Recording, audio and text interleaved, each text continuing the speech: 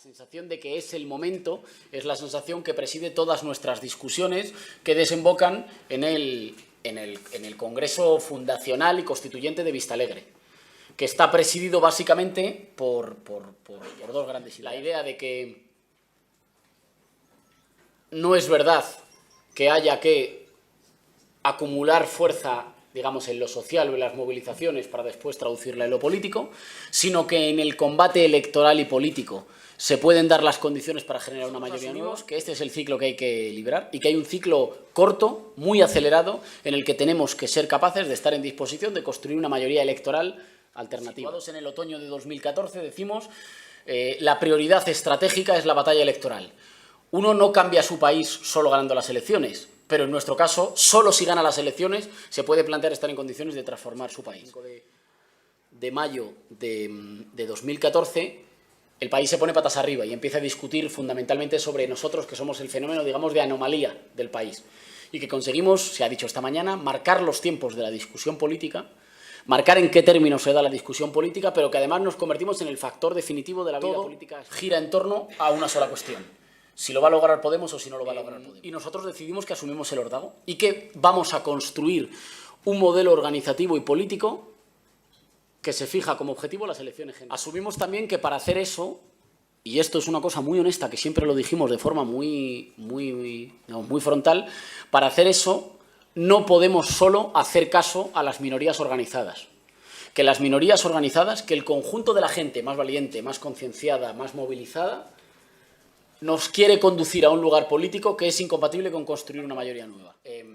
Aplicamos un modelo que tiene que ver, y muy honestamente, digamos, de carga de caballería con una dirección centralizada que opera en términos jacobinos y que orienta todo el trabajo a la posibilidad de construir una mayoría electoral diferente. Creo que es una decisión que nos permite seguir llevando la delantera en la vida y la iniciativa en la vida política española, sobrellevar periodos muy duros de ataque y de hostigamiento durante esos 2 años. Somos capaces de, digamos, remontar ese clima, deshacer ese clima e instalar un cierto clima de victoria y de ofensiva, que finalmente, al que nosotros creemos que finalmente le falta una semana, y que en ausencia de una semana nos deja un escenario casi empatado. El 20 de diciembre. En condiciones de orden si se juntan ellos, lo cual es pan para hoy, hambre para mañana. Es asegurar un gobierno estable en diciembre para, a cambio, debilitar profundamente a uno de los 2 pilares del sistema político del 78 para la siguiente situación de encrucijada en la que el Partido Socialista es la fuerza política definitiva que tiene que decidir si hay gobierno del PP o si hay un gobierno con nosotros. Histórica, en un momento de transición es normal que haya diferentes fuerzas que no puedan llegar a acuerdos y que estén ahí como rozándose, porque estamos en un momento de transición entre unas fuerzas tradicionales que retroceden, sobre todo nosotros, digamos, nuevas, de cambio, en auge, pero en un auge que todavía en diciembre no es suficiente como para a las elecciones del 26 de junio, que se plantean en realidad como una segunda vuelta. Un excepcional para una fuerza política que hace 2 años no existía, que era una pura hipótesis, y que es capaz con sus manos de construir 5 millones de votos, 71 diputados, un 21%.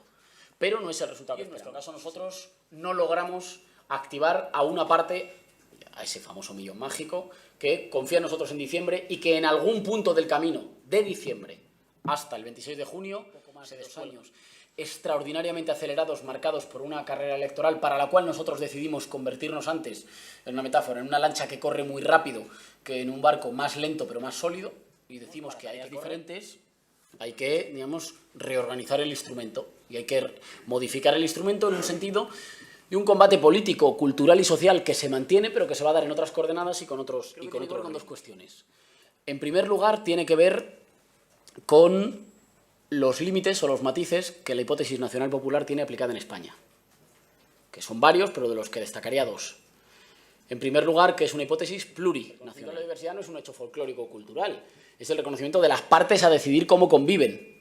Y por tanto, cuando reconoces que hay diferentes naciones, es una voluntad de construcción de patria unitaria hacia adelante, hacia el futuro, pero partiendo de que existen diferentes identificaciones, diferentes pueblos que tendrán que pactar, tendrán que decidir sus antes.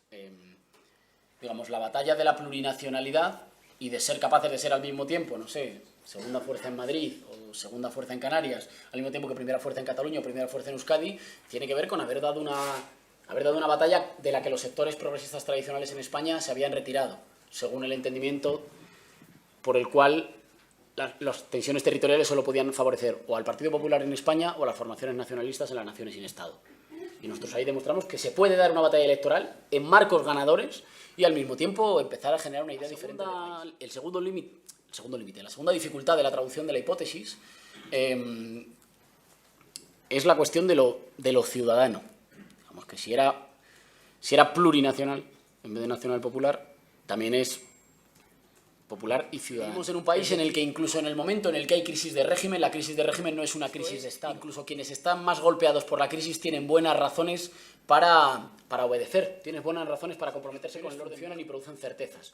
Y por tanto han producido un tipo diferente de sociedad que tiene más que ver con ciudadanía que con pueblo, que se entiende que es sujeto de derechos individuales a menudo. Oiga, que yo pago mis impuestos.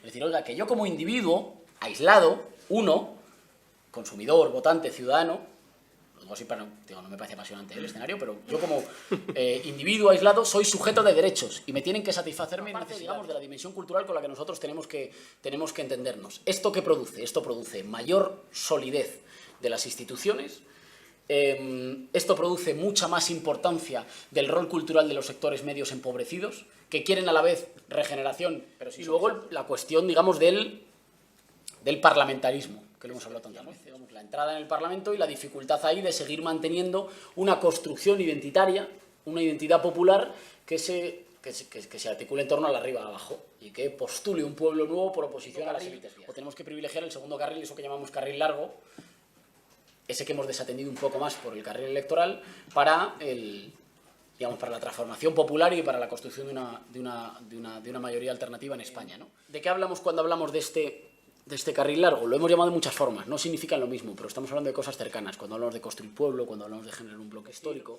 los portavoces y dirigentes de Podemos fundamentalmente dan la batalla en un terreno cultural construido por las certezas del adversario.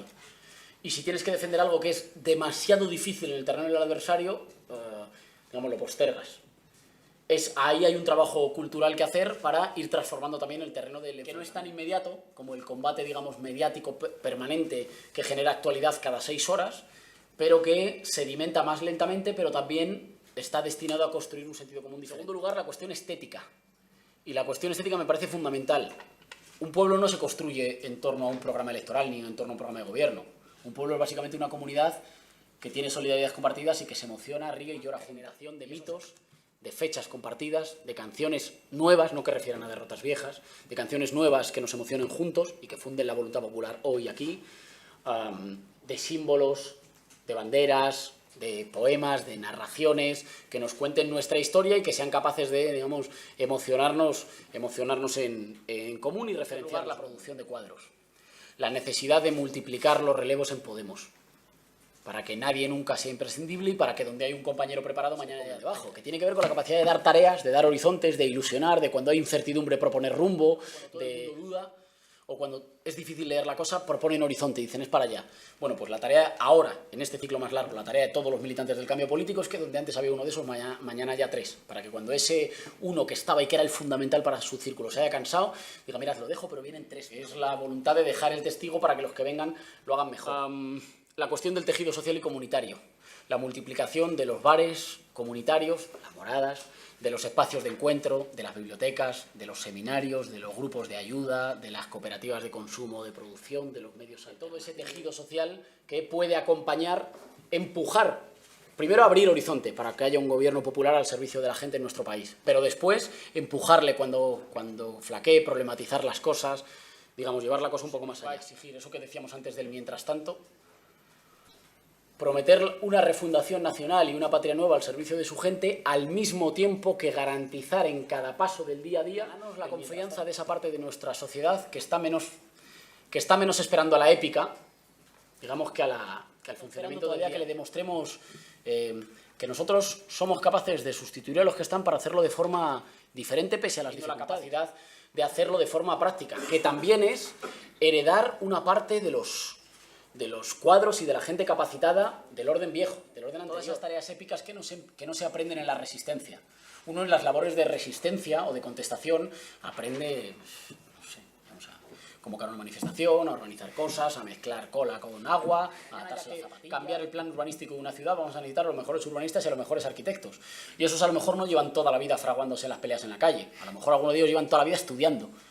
Y está genial, que no vamos a de multiplicar y de generar el estudio como obligación, digamos, revolucionaria. La voluntad y la necesidad de que nos preparemos para gobernar nuestro país y de que nos preparemos a conciencia para hacerlo mejor.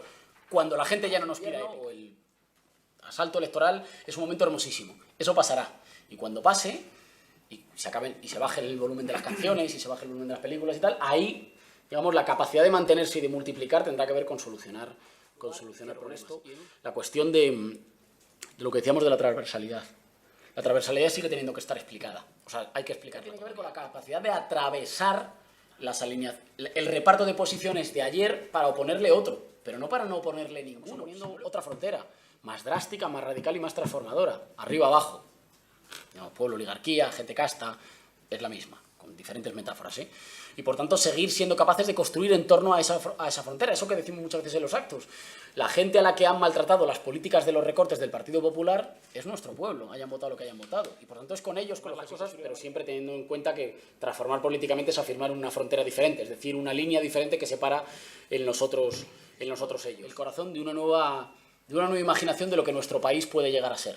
Y por tanto que aunque todavía no somos mayor talla en el proyecto, en la promesa, en la anticipación, en el horizonte de un país nuevo. Y sigamos manteniendo esa misma labor que hemos tenido ahora. Todavía no tenemos el poder político, pero somos capaces de, cultural, estética, mediáticamente incluso, digamos, guiar y conducir la competición. Las tareas que hay que emprender con dificultad, entre ellas destacaría seguramente como la más difícil esa tensión dentro-fuera,